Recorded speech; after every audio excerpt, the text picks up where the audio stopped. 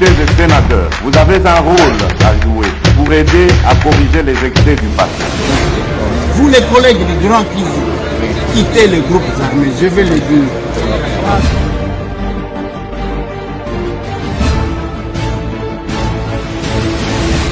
Allez, bienvenue mesdames et messieurs, bonjour, bonsoir, ça dépend. Il est quelle heure chez vous? Nous sommes en direct des États-Unis d'Amérique, ici à Tozali, Kozouama. Les Tozali, nous sommes samedi. Ouais. Aujourd'hui, nous sommes samedi. Samedi, Tozali, 17 mai 2025. Mukolo Afdel et Kotaka na Kinshasa. Eza lelo samedi. Tozo beta masolo. Eza mukolo oyo batiela mampinga na biso. Masolo na député Bandekonanga, l'hôtel de ville de Kinshasa prend des mesures contre les embouteillages. Bazui ba mesure nini, est-ce que ça efficace, ça efficacité? Masolo na député. Candidature, il y a RDC na comme membre non permanent na Conseil de sécurité. Antoine Gonda et Thérèse Kaikwamba à New York. Ils se battent bec et ongle. Chacun d'entre nous doit faire son travail, doit faire quelque chose. Masolo n'a député. Masolo n'a député 5 bloqués parce que le chef de l'État a eu Kokota Makam. Quelle sera la suite? Parce que ça paraissait indépendant. Na Lobama Kambuya Oasis, au Batonga na terrain, il y a Kankokolo et militaire. Voilà. Aka Chabandubola et Jacquemin Chabani étaient partis là. On va parler de ça. Masolona député, on va parler des capables, l'action commune pour la République. Je vais parler des capables d'Exima Sena, ou Azana Chikapa, na Kolobe là-bas, préparatif na Lubumbashi pour notre arrivée. Je vais parler na Kobeta Masolo, Bande Konanga, il y a échange patriotique d'aujourd'hui, na Kinshasa, la capitale de la République démocratique du Congo. Je vais parler de Tambouya Kounjidougui Koulungu, le premier vice-président de l'action commune pour la République. Les capables premiers de l'action commune pour la République, nous y sommes. Et nous sommes là. Bande Konanga na ligne d'un peu de temps, to solo là. Naïb Sakabino que nous nous forçons, quelle que soit ma occupation, Nango, nous sommes là pour vous parler, pour échanger avec vous, quel que soit battant, Tozawan. Nakope Sabino, la situation à l'est du pays. Le lot Toza le 17. Mukolo Batiela Mampinga Nabiso. Tout ce temps, je suis en train de poser une seule question, celle de savoir qu'est-ce que finalement notre armée est en train de faire. Est-ce que Batunyon Soba Komiba militaire, Okolobananga Eliezer, secret de défense, ainsi de suite, parce que Magamangwe Zaka Nengwa. Secret de défense, oui, nous acceptons. Mais qu'est-ce que nous gagnons? Qu'est-ce que nous faisons? Qu'est-ce que nous attendons? Et ça, le bitumba batikeli ba civil. Ba civil ne bazana politique, ba civil ne ba wazalendo qui se battent, ba civil ne mutu bazali ko bunda bunda. Bande Konanga, c'est ça le problème que nous avons. Voilà pourquoi Lélo, chacun devrait être fier de ce qu'il fait. Chacun devrait se dire, mais voilà, ndenge nazaboe, ngai ma page d'histoire nazo komayango. Voilà ce qui nous intéresse. Nous sommes là pour des choses sérieuses. Bande Konangai, Bande Ko bazana Goma, Bao bazana Bukavu, ceux qui sont dans les territoires occupés, bazo souffrir na nenga ko sakanate. Ezande mi colonion soko beta, mi colonion soko boma, mi colonion soko iba, et tout ça va au Rwanda. Les lots bazo rançonner batou. Je vous avais dit, il n'y a pas de gens qui peuvent prétendre kozala, ba sauveur, bazate, bazo kosa se kokosa. Alors, c'est quelque chose, Bande Konanga, o ngai nazali koil sabino, et j'essaie d'échanger avec vous pour vous donner quelques éléments, il y a o ngai nazanango, comme ba éléments. Et chaque jour, tozo la late, tozo melate, ba message na ba message, ba intervention, tout le monde a besoin de nous donner les informations. Et puis ba information bazo pe sabiso Bande Konanga, ils ont information à makambo ezali ko salema. Et pourquoi on nous appelle? Parce que ba yebi que muto kolobaka ewa. Les lotozo kende Bande Konanga, l'ambassadeur itinérant du chef de l'État, Antoine Gonda, na Thérèse Kaikwamba bazana awa na États-Unis, bazo sala démarche pour la candidature il y a membre non permanent dans le Conseil de sécurité RDC. Et là, tout mais na minitango tozolo babande konanga, il y a quelques Congolais entre guillemets, bazape awan États-Unis, bazo sala contre-campagne. Bota la degré ya haine. Mais haine wana ozo sala contre qui? C'est le pays de as membre non permanent ya Conseil de sécurité. Mais les gens qui prétendaient nous faire croire qu'ils aiment les pays, qui pouvaient changer des choses. Mais bazo sala yangote, babimisi bambongo ne dozolo baboyeza bitumba entre ceux qui sont pour le Congo et ceux qui sont contre le Congo. Biso tozo betaka ya biso porte. Je vous ai dit, chacun doit frapper sa porte. Et bamususu en États-Unis bazo zwa mbongo ya Rwandais pour travailler contre leur pays. Mais je dis que l'histoire retiendra que pendant un moment Mokoboy, il y a les gens qui se sont battus pour leur pays. Il y a d'autres personnes, Baponaka, Monguna, Baponaka Peko Kende, Ponako Brade, Mboka na Bango, Po Bango Bazane Loko Mokote ya Koganye. Il n'y a pas de raison avancée. Naïbsa Kibino Bolandi, l'abbé Chole, Monseigneur Chole, et vous allez m'excuser parce que Tomesana Kobengaye, l'abbé Tango Tozaki na combat, Monseigneur Chole, Bolandi que Baza bloqué, quel que soit tout ce qu'ils pouvaient faire. Il y avait un langage à diminuer leur pays. Il y a qu'au dédaigner Mboka na Bango, il n'y a pas de solution, qu'on réduire agression et comme alors le problème est entre Congolais. Non, il n'y a pas un problème de gestion, il n'y a pas un problème de gouvernance, il n'y a pas un problème entre nous Congolais, il y a juste un problème entre Bisoba Congolais et Rwanda. Et le monde entier a constaté ça. Le monde entier a constaté ça. Et nous parlerons de ça, c'est le moment de l'unité. Le Félix Antoine Tshisekedi que vous voyez là ne sera pas président éternel. Un jour à Kolongwa. Mais il aura marqué son passage sur la terre des hommes. Et Binope, Makambozo Salakami Colonios, j'ai vu, on a suspendre l'existence légale, il y a quelques partis politiques. Tala niveau, il y a le COS. Et tous ces partis-là, partis Nini, ils ont ça là, parce que le Congo a besoin de. Ils apprennent au Sunga Congo. Ils attendent. Ils attendent. Ils attendent, Bande Konanga. Mutuna mutazo sale la intérêt na mieux vaut pas pour ma Congolais après te pardonner, te vendre, te kabola. Non, c'est révolu cette histoire-là. C'est révolu cette histoire-là. L'histoire est en train de s'écrire. Et chacun a une possibilité de faire quelque chose. Bisson Action Commune pour la République, nous avons notre façon de voir les choses. Dougue Kulungu, vous le voyez là. Les vice-gouverneurs de Congo, c'est incapable parmi nous. Et nous avons le message que nous donnons aux gens. Et chaque fois que Doug Tala Cortez n'a place à Zokende, c'est l'action commune pour la République. C'est ça les capables. Et ça, non, c'est politique à mobilité. Ce que nous disons, c'est ce que nous ferons. C'est ce que nous faisons. Nous avons l'exemple à l'Assemblée nationale. Nous avons qui parole dans l'obéli concession, il y a qu'un kokolo, domaine militaire au Batonga. Batouana, il y a Oasis Bakenda plus loin. À Kachabandubola, que je soutiens totalement, na Jacquemaine Chabani, bakekuna ko vérifier. Boyo kabamakamunenge salem document moko ezate mais batonga na domaine militaire. Mais qu'est-ce que nos militaires gagnent? L'élément est là. Le ministre de l'Intérieur, Jacquemain Chabani Louko, et la ministre d'État, ministre des Affaires foncières, Acacia Bandoubola Mbongo, ont effectué une deuxième descente ce mercredi 14 mai 2025 à la concession Oasis dans la commune de Bandalungwa. Selon les renseignements, la société chinoise Zhangwei, qui occupe cet espace à un titre, mais à la grande surprise, elle occupe actuellement illégalement un autre espace avec une superficie qui n'est pas mentionnée sur son titre. Lors de la descente de ce mercredi, les deux membres du gouvernement ont constaté une forte présence des militaires sur le lieu, alors que la concession Oasis, étant privée, devrait être sécurisée par les éléments de la police nationale congolaise, a dit le patron de la sécurité, Jacquemain Chabani. Après vérification, la patronne des affaires foncières, Acacia Bandoubola Mbongo, a fait savoir qu'en RDC, le sol est une propriété exclusive, inaliénable et imprescriptible de l'État selon l'article 53 de la loi foncière. La société chinoise n'était pas en mesure de brandir un titre de propriété de l'entièreté de l'espace occupé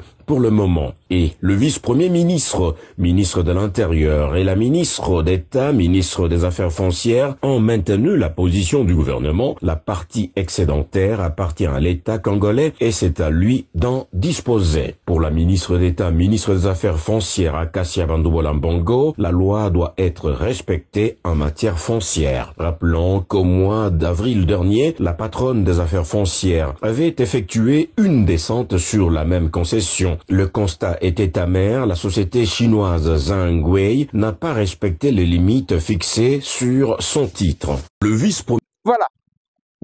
Voilà. J'ai pris la parole à l'Assemblée nationale.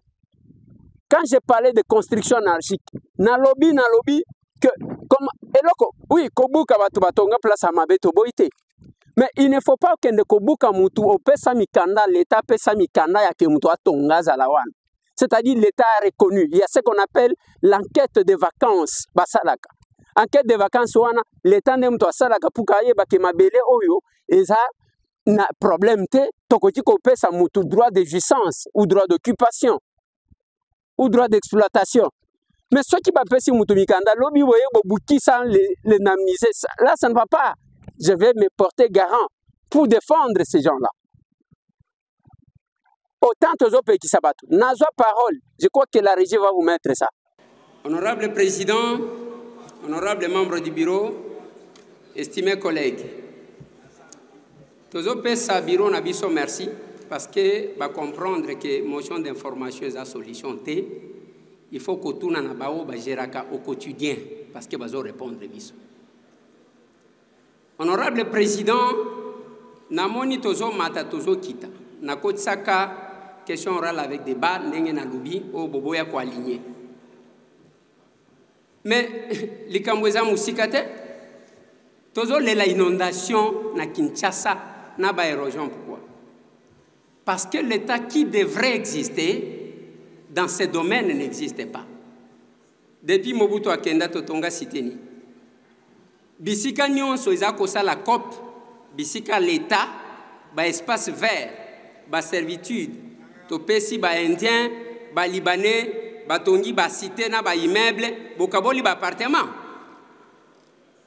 Et la conséquence c'est que même temps où bozo laka kobuka wana bokobuka bisika ba congolais bazali, bokobuka bisika bino bozo ba appartement te honorable président. Voilà pourquoi honorable président, l'exemple que je donne quand Kokoleza pembeni yao. Tala condition ba soda na biso bazali. Tala pembeni oasis se botonga eza place wana. Vous allez trouver que eza esika ya ba soda parce que tant bazo tonga. S'il vous plaît, honorable Lézer. Je souhaite que nous restions dans les marges et limites de la question orale. Parce que ce que nous faisons ici est à la fois un besoin d'information et un besoin d'apport. Nous qui sommes au contact régulier avec les populations, c'est bien évidemment... Président, au Katinga déjà 3 minutes. 2 minutes, je n'avais qu'une minute au Katinga président.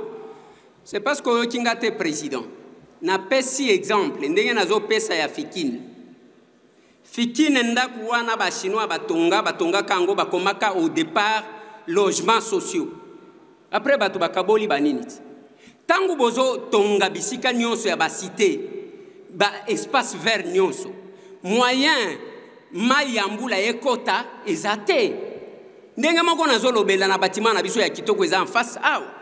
Les lotos a inondé parce que les espaces qui servaient des bassins de rétention d'eau, nous construisons partout, honorable président. Ça, ce n'est qu'un exemple. Honorable président, Tangu Batubazo ya ebele na Kinshasa, vous l'avez dit, Tozana Maluku, Tozana Mongafula, ba espace ezali a Kotonga, ba cité ya sika. Lelo kotune langa, monsieur le ministre, rocade wana bazo tonga. Est-ce que le gouvernement a mis en place une politique? Il y a urbanisation, il y a que Batouba tonga na condition sengeli ou bien Bakotonga bitonga tonga. Honorable président, ce qui est na Bantelewan, na Bamaluku, Moutoua Somba, espace pour na bilanga. akozela lokola bato bazokoma ebele na Kinshasa akomi ye moko moteki mapangu e na kati wana lokola azosala mombongo honorable président balabala ekozala te akokata ndambu nde bitonga o babengaka na mbujima etya sasa. Honorable président, honorable membre du bureau, estimés collègues, nazo ebisa bino ke na Kinshasa toutes les zones sont des zones à risque. Pour preuve, bitonga même oyo eza na Gombe bisika bakonzi bazokabolaka bapartement na bapaya ezosala ke lelo la Gombe est en train d'inonder, honorable président. Balingi komona espace pour l'été. L'ONATRA, la SPT, nyonso ba espace tout ezali kokende. Mutu azikop, allez, abengi batu batongi. Et mai wana ezokende malembe parce que tokotia ba pavé, mai kokota te, honorable président. Nazo souki sa part vous donner d'autres exemples, honorable président. D'abord par les mots construction anarchique. Et sa construction ezali ko tenir compte ya ba règle te. Botala tout au long ya fleuve. Même sur l'aspect sécuritaire. Banda kwezo tonga makuna. Batu bazo kabola appartement sans tenir compte de la sécurité parce que tozana capitale, honorable président. Honorable président, je vais souligner la toute dernière chose pour Nakotali Sabino que nous remercions les membres du gouvernement qui ont accepté de se soumettre à cet exercice. Honorable président, tosuka kaka koloba ndenge tozolo baboete. Sans qu'il y ait d'amélioration, nous avons besoin d'avoir de nouveaux quartiers. J'ai parlé, ça c'est moi, à l'Assemblée nationale. Tous les députés, il y a des solo, il y a des corrompre, il y a un sondage, au sein de mon côté, mais il y a un sondage à des députés. Ceux qui sont spécialistes, il y a des gens qui sont cantonniers, qui sont cantonniers. Le député a deux missions constitutionnelles reconnues. Proposer des lois. Contrôler. Il n'y a ni contrôle, ni proposer des lois, ni prendre la parole. Au sala kanayote, mais au bimagana sondage neini. Voilà les aventuriers que nous avons. Il y a les commissaires du peuple et j'ai toujours proposé que Congo, je ne vois pas pourquoi on doit avoir 500 députés. Tokoza a 56 députés. Ceux qui ont ligné qu'on est plus loin, tout ça là, 145 territoires, tout ça là, 145 députés. C'est ça aussi, et là, diminuer le train de vie, et qu'on réduire le train de vie. Pourquoi avoir, et tout le monde, il y a des députés, on a qu'à COP, à cause de bango bazaba spécialiste, il y a question écrite à Tindel minutes, et ça pour Nakoïba, non, et ça y a un côté, question écrite, après qu'on négocie, tout ça, les coopérants, nous faisons notre part, nous écrivons notre page, et il y a ce que j'ai dit au capable. Parce que mutuna mutwazana mandana remise reprise ulti ko sale mantre alingete na nouveau inspecteur général des finances et chef de service et ça est bonga mutu ko vendre le lobby à Kolongo. Mais marquez votre passage, ce que j'ai dit au nouveau na lobby, il faut y avoir place au côté. Il ne faut pas te vivre makambo to vivre na UNPP. Maurice Tchikou a donné la vie na eloko wana.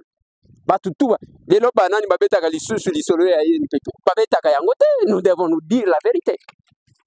Et là où vous êtes entrés, à Lingeta, comment tu places à Zawan et le Gongana Zolo, ceux qui sont sincères dans la gestion, à côté de la tranquille, mais ceux qui sont sincères,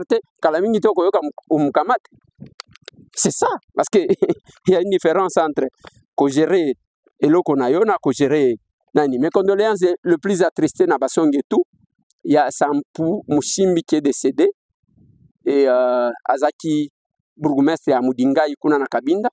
Elle nous a quittés hier. C'est une dame que j'ai connue, Azaleki, parce qu'il y a un Tangana.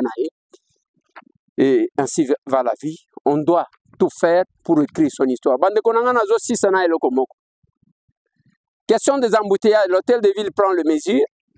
Mitukanyo sa minene ba remorque o makambo ya kotonga bandako boko bana kotambola lisusu na moité. C'est de 22h à 5h du matin.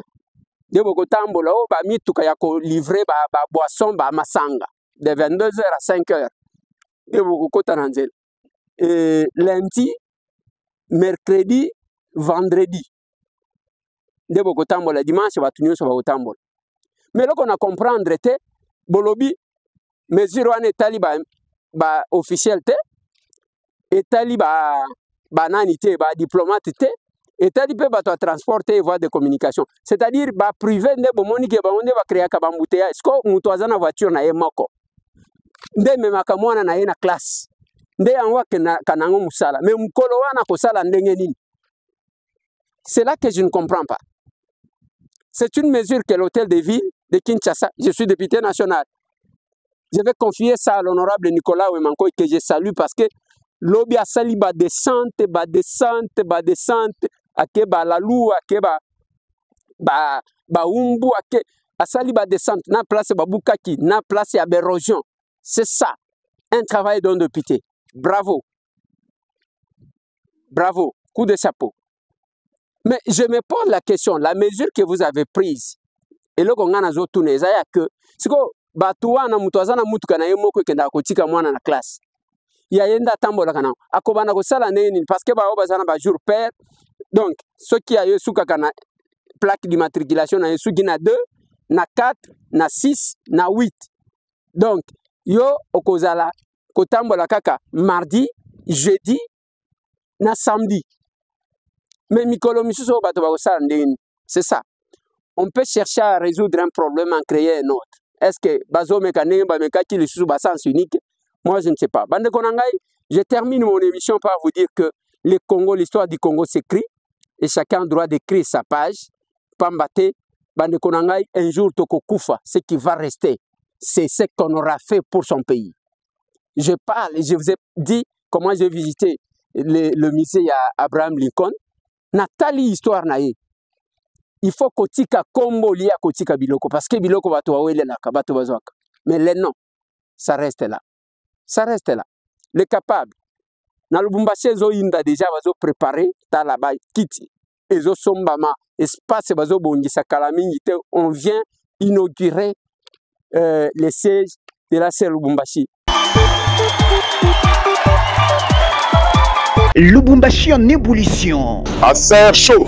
Acer chaud. Acer chaud. Congolaises et Congolais. Okatongaises et Okatongais. Louchoises et Louchois. L'action commune pour la République, ACER, du président national Eliezer Ntambwe, Mouanabiti Dayaba Congolais, dont sa fédération du Haut-Katonga qui dirige les capables des Kakalombo, vous invite à prendre part dans une grande manifestation le 25 mai 2025 au bâtiment du 30 juin. Chers capables, de partout où vous nous suivez, nous tenons à vous inviter à la grande manifestation en marge de l'inauguration de notre siège provincial, précisément à Lubumbashi. Nous vous convions à prendre part à cette activité qui connaîtra la présence du capable président national Eliezer Ntambwe et de son cabinet, sans oublier le secrétariat général du parti. Venez tous au lieu du bâtiment du 30 juin écouter un message particulier.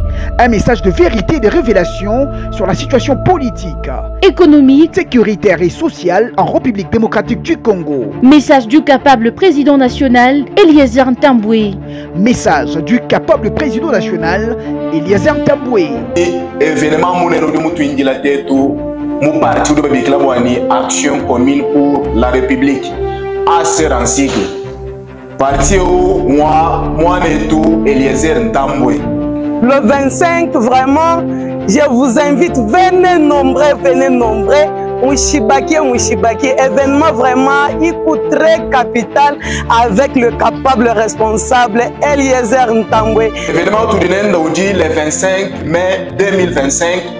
Tout nous inauguré siège oué tout mon Katanga. Le 25 mai plutôt 2025 enye tutasherekea kufungula milango ya nyumba yetu ama siège provincial ya ACER Interfédération au Katanga.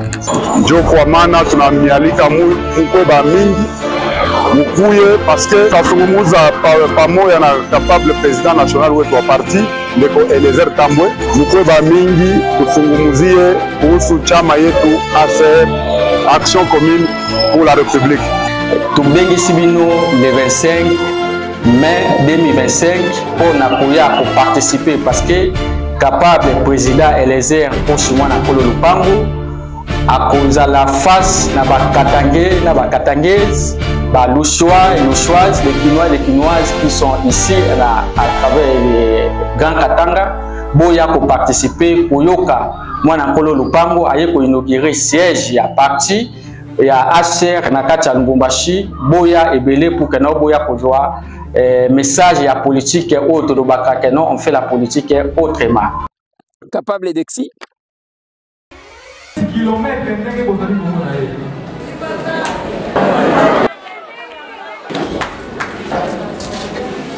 auti 15 kilomètres ndenge bozali komona ye nazo tchabino lokola ba témoin alors lelo ngai nazo pesa ye inerva na nyonso ozo dingani la classe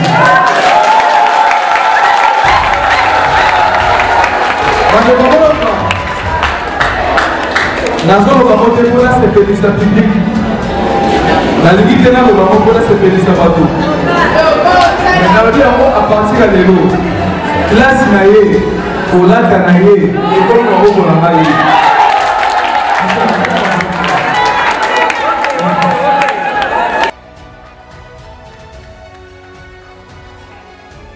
otala eta na ye bozala 15 km mais alobi nazokende kaka chikapa nakende komona président kaka koya petit nanga nzambe natindaki yo alors na promettre la miso ya bato nako aide yo comme jamais là j'insiste yo bonelaka nzambe nzambe abatela ngai nzambe apesaka makasi enveloppe ya mwana se mama na ye mama simela mwana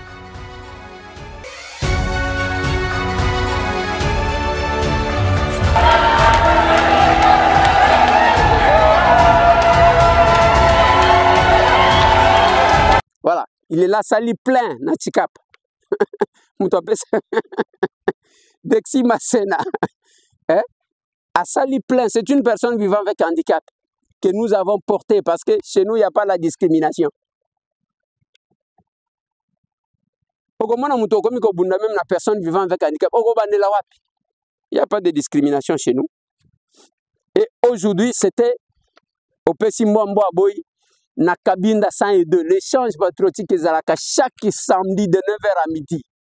Batu baya kaka bafuta ka transport na bango bachaka mabonza. Pa ko somba batu ba ko louer ba bis. Pona ko tondisa sale. Alata ba mon pété. Ona ko lo pomo. Ango babo mamo me. A começar na. Attention.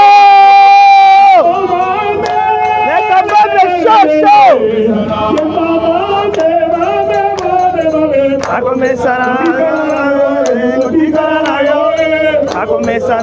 a começar a começar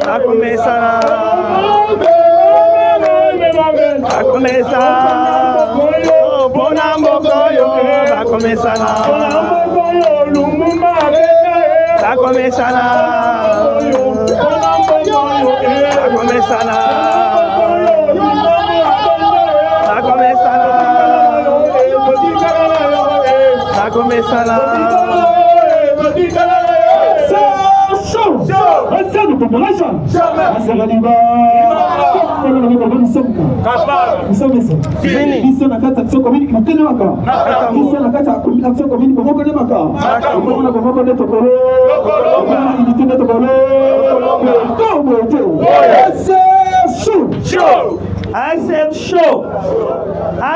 chaud. C'est-à-dire, nous avons dans chaque équipe. Na présidium, nous avons un motomoko pour président, vous allez pour mon côté. Na cabinet président va s'organiser, va faire un motomoko, le 24. Na ba secrétaire national, va s'organiser, va faire un secrétaire national moko, na okene samedi. Bon, la kaka que tolingi qui chef en il faut s'attimer. Allez, il en a fini, mesdames et messieurs. Nous continuons à nous battre. Mais là, on a Sabino, l'agriculture a une importance capitale. L'élevage aussi. Voilà, les capables, n'oubliez pas. Bientôt là, on se voit.